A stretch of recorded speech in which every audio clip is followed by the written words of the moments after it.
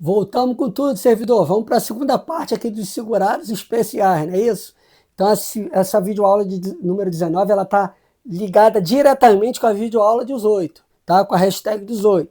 Então, se você não assistiu lá 18, caiu de paraquedas aqui sem ter visto a aula anterior, vai lá, termina ela e já começa aqui a 19, tá? Que elas estão intimamente ligadas. Então, aqui na segunda parte do segurado especial, a gente parou exatamente nesse slide aqui.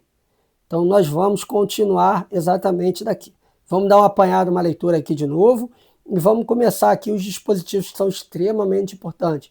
Todo ele é IPC de importante pra caramba, tá? Você vai anotar, vai ler, reler, ler, reler, ler, reler e vai gabaritar na hora da prova, tenho certeza. Então, vamos lá, ó. Em virtude disso, a lei salienta que o membro do grupo familiar que possuir outra fonte de rendimento deixará de ser enquadrado como segurado especial, apresentando algumas exceções. Também é evidenciado diversas situações que, mesmo que ocorra, o beneficiário não perderá a condição de segurado especial, tá? Então, a gente já viu isso aqui na última aula. Pois bem, pessoal, a gente viu que o segurado especial ele tem várias especificidades. Mas uma delas que diferencia dos demais segurados é o quê? Mesmo sem contribuir, se ele provar que trabalhou na atividade rural, ele vai manter lá os direitos dele perante a Previdência Social. Então, ele vai manter a condição de segurado. Então, mesmo sem contribuir, o que não acontece com outros segurados. Então, é disso que está falando aqui, tá?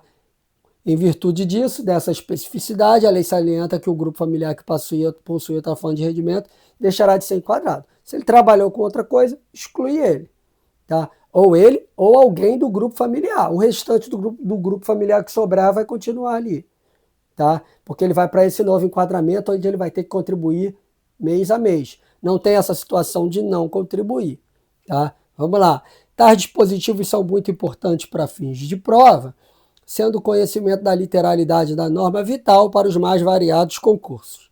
Já que a cobrança de tais dispositivos ocorre com frequência, vamos às transcrições com algumas explicações entre parênteses para facilitar a compreensão. Então, vamos lá, pessoal. Qual dispositivo estamos falando? Parágrafo 8º, artigo 11, Lei 8.213 de 91. Se você puder, quem estiver assistindo por um computador ou por algum outro meio, pega esse dispositivo, coloca ele no Word ali, ó, em cima ele, certinho, um abaixo do outro. Para quê? Para você fazer leitura corrida desse dispositivo. É muito comum na prova, ele está ali, do jeito que está na lei, do jeito que está aqui, tá? Sem minhas explicações, sem meus apontamentos, nada. Então você ficar fazendo leitura. Então o que você faz? Você está domingo em casa, está sábado, está feriadão, não tem nada para fazer? Ah, já sei, vou me divertir aqui, vou passar um café e vou assistir o parágrafo 8º do artigo 11 aqui, vou ficar lendo ele. Aí você pega lá e fica lendo ele, tá? Para fazer tipo uma memorização, igual eu mandei vocês fazerem lá no 194, que falava do conceito da Seguridade Social com os princípios. Mesma coisa. Vamos bater a mesma coisa aqui, tá? Então vamos lá. Ó. Não descaracteriza a condição de segurado especial. Não vai deixar de ser segurado especial. Presta bastante atenção. A outorga, por meio de contato escrito de parceria, meação ou comodato, de até 50% do imóvel rural cuja área total não seja superior a 4 módulos fiscais, desde que o outorgante e o outorgado continuem a exercer a respectiva atividade, individual ou em regime de economia familiar. Então lembra que a gente viu, o segurado especial é aquele que tem área de até 4 módulos fiscais, no caso lá da agropecuária. O que ele está dizendo aqui? Que ele pode ceder metade dessa área. Então, digamos que a área lá do segurado é de 2 módulos fiscais. Se ele pode ceder 50% metade, ele vai poder servir o quê? Um módulo fiscal. Se ambos continuarem trabalhando na atividade, individualmente ou em regime de economia familiar, ok. Está mantida a condição de segurado especial para ele. Repare que ele não pode pegar e ultrapassar o limite aqui do que está aqui, 50% da área. Tá? Então, primeira observação muito importante. Vamos lá. 2. A exploração da atividade turística da propriedade rural. Então, ele também pode aproveitar ela para explorar como turismo. Inclusive como hospedagem, por não mais de 120 dias ao ano. Aqui eu tenho que tomar cuidado. Esse número aqui ele é importante, ele vai aparecer várias vezes, pessoal. Então, quando a gente fala de segurado especial, costumo dizer o seguinte: 120 é um número mágico. 120 é um número mágico, bastante atenção. Então ele pode explorar como turístico, pode até criar hospedagem dentro da área rural dele, desde que não mais do que 120 dias ao ano. 120, número mágico. Vamos lá. 3. A participação em plano de previdência complementar instituído por entidade classista a que seja associado em razão da condição de trabalhador rural ou de produtor rural em regime de economia familiar. A gente já estudou isso aqui, eu não vou ficar comentando de previdência complementar, né? Então ele pode aí participar de plano de previdência complementar desde que a entidade da classe lá dele, tá? Então também isso não vai excluir ele, ele vai ser mantido como segurado especial. 4. Ser beneficiário ou fazer parte de grupo familiar que tem algum componente que seja beneficiário de programa assistencial oficial do governo. Então, se alguém do grupo familiar ali, ou ele mesmo, recebe, por exemplo, Bolsa Família, isso não tira ele da condição de segurado especial. Lembrando que a gente está falando aqui do trabalhador rural pobre, pessoal, humilde, simples. A gente não está falando aqui do agronegócio, de nada disso. Tá? Então, também não vai excluir ele. 5. A utilização pelo próprio grupo familiar na exploração de atividade de processo de beneficiamento ou industrialização artesanal na forma do parágrafo 11. O que ele está falando aqui, pessoal? Considera-se o processo de beneficiamento ou industrialização artesanal aquele realizado diretamente pelo próprio produtor pessoa física, desde que não esteja sujeito à incidência de IPI, né? Que é de imposto de produto industrializado. Então aqui não está falando de indústria, como eu falei para vocês, de nada disso. A gente está falando daquele trabalhador rural humilde, simples. Então não tem maquinário, tratores, não tem nada disso aqui envolvido. Tá? 6. A associação é cooperativa agropecuária ou de caráter rural. Também, então se ele está lá em cooperativa, lá ele se associa, também no meio rural isso é muito comum, tá? Isso também não vai excluir ele da condição de segurado especial. Repare que ele está nessa condição de segurado especial é importante para ele. Lá na frente a gente vai ver que a alíquota dele é pequenininha, perto das alíquotas dos outros. E mesmo que ele não contribua, não conseguiu produzir nada, ele vai estar mantido a condição de segurado para ele, desde que ele comprove o desempenho de atividade rural. Tá? Então, vamos lá. 7. A incidência do Imposto sobre Produto Industrializado, o IPI que a gente viu, sobre o produto das atividades desenvolvidas nos termos do parágrafo 12. Aí ele vai dizer aqui, né? Eu coloquei para vocês entre parênteses o que é o parágrafo 12, né? É uma espécie de MEI rural, né? Eu costumo dizer que é uma espécie de MEI rural. Então, a participação do segurado em especial em sociedade empresária, em sociedade simples, como empresário individual, como titular de empresa individual de responsabilidade limitada de objeto ou âmbito agrícola, agroindustrial ou agroturístico, considera-se microempresa nos termos da Lei Complementar 123, não excluída a categoria, desde que mantido o exercício da atividade rural. A pessoa jurídica componha-se apenas de segurados de igual natureza e cedia-se no mesmo município ou em município limítrofe àquele que desenvolve suas atividades. Então, ele traz aqui uma espécie de meio rural, ele diz que tem que manter ali dentro da atividade rural, dentro da área rural, a pessoa jurídica, ou no limítrofe ali da região, tá? Então, sem nenhuma especificidade a mais. Então, essas são as regras, pessoal, do nosso parágrafo 8º. Então, quando eu falei para vocês pegarem esse parágrafo 8º, colocar uma folha embaixo do outro para vocês fazerem a leitura ali, quando vocês estiverem de bobeira no domingão, no feriadão, você vai fazer isso com o parágrafo 8º e depois vai fazer isso com o parágrafo 9º, que a gente vai começar a ver agora. Então vai pegar o parágrafo 8º, vai pegar o parágrafo 9º, quando tiver nada para fazer, já sei, vou me divertir, vou ficar lendo o parágrafo 8º e 9º. Tá? Aí aqueles que gostam de café vai passar o café, aqueles outros vão tomar um suquinho e o pessoal da água também está valendo. Tá? Aí senta lá, bota as pernas para o alto e divirta-se. Nada para fazer, parágrafo 8º, parágrafo 9º, na veia, estudando ali, porque depois na hora da prova é só passeio, aí na hora da prova você vai lá só para passear. Tá? Então vamos lá. Ó. Não é segurado especial um membro de grupo familiar que possui outra fonte de rendimento.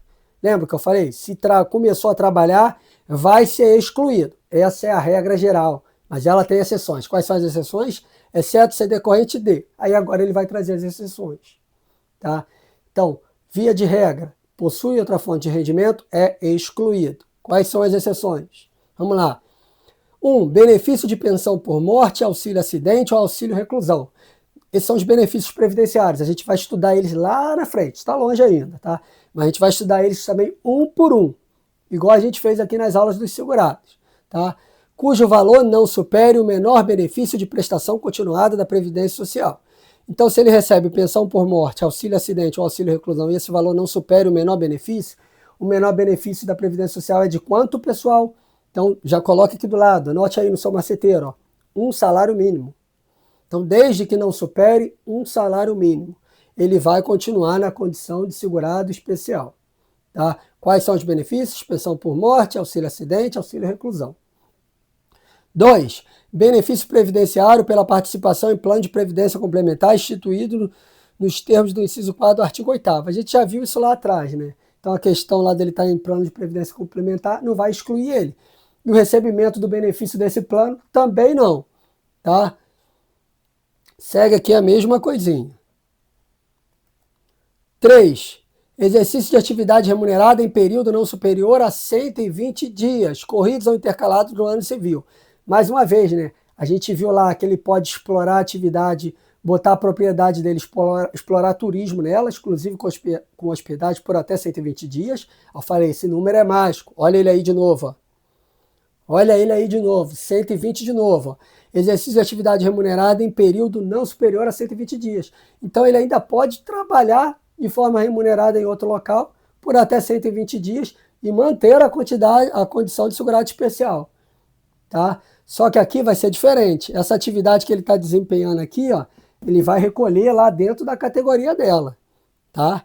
Então não vai seguir a mesma regrinha ali do segurado especial, não. Aqui ele vai ter que fazer o recolhimento lá pertinente desse trabalho que ele realizou. Tá? A gente vai falar mais disso mais para frente, disso com mais detalhes, quando a gente for falar ali de financiamento.